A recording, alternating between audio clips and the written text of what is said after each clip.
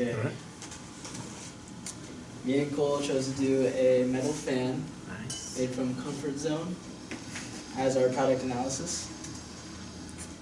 There are various parts.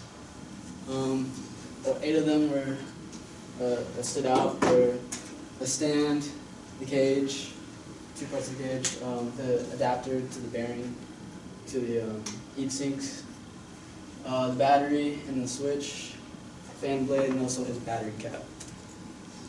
Here are sketches. The metal component here is the heatsink.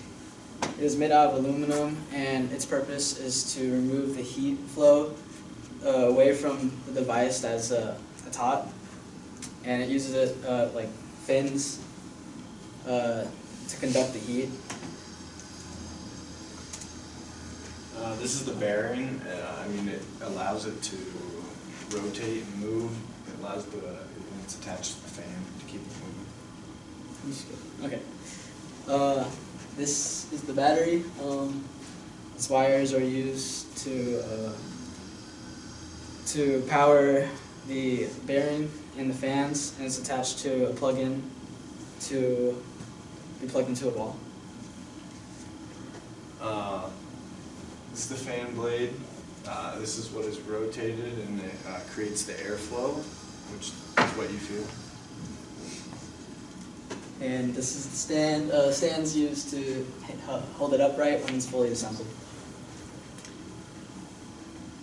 Fan cage, it prevents, it keeps the blade secure and keeps away objects from hitting the blades while it's spinning. Then here's the other half that attaches to the first half. This is the adapter to the bearing. It attaches it and it secures it away from the heatsink and battery. Product information. Its function is to keep a large room cool and boost air circulation during warm, humid weather. Its operating procedure is to set it in a secure spot, plug it in, and flip on the switch. It is used in the inside or outside in any environment deemed necessary. The cost is $35, although you need electricity to make it run. It is manufactured by H2 Brands, which is a group in New Jersey, USA. It is made in the factory and then sent to the Comfort Fan warehouse, where it is distributed to retail stores and bought off shelves and moved into people's homes. After it breaks, is not needed, it's recycled. And here is my on-shape 4-view model of the heatsink. Here are the fins to the heatsink. Then this rectangle right here is what is wrapped around the battery. Where's all your dimensions? I just saw it as I Oh yeah, okay. Testing results of the heatsink material. It is magnetizable. It will attract magnets. The nail scratch test, it causes only a visible scratch, but not much of a physical change in the whole entire mass. Its mass is 3.6 kilograms, and it can conduct electricity. Its volume is 41.09 milliliters. Manufacturing of heat sinks. Heat sinks are manufactured in multiple ways, which include extrusion, which is fast and effective, skiving, also, which allows for tighter packed fins. That's the only benefit for it. Casting offers excellent mechanical properties.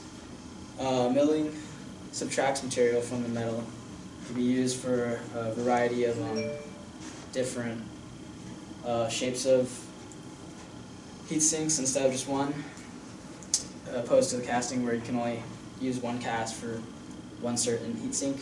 And then 3D printing is just a viable alternative if you don't have anything else. So I have the battery cap. I believe it's made of polyethylene plastic due to its hardness and durability.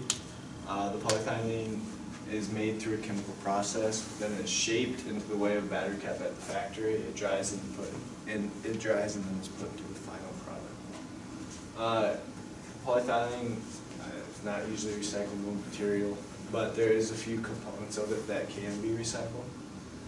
So I had the continuity test, which was no. The metal test, no. Its mass was 0.039 newtons. Volume is 0.03 liters.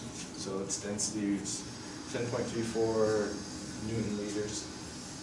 Hand fixture test was you have to really squeeze on it, and then it makes the slight little white marks, but it doesn't deform that much at all. So I have a photo of it, and then my no dimension sketch. Recyclability. The hard plastic surrounding the back of the fan is recyclable, and you can recycle it in just a regular tub if you have one at home. The metal can be recycled at scrap yards and must be shredded into scrap. The batteries are recyclable unless they are corroded. Then they should be disposed of safely. The wires are also recyclable. And that's the end of it. All right. Nice job.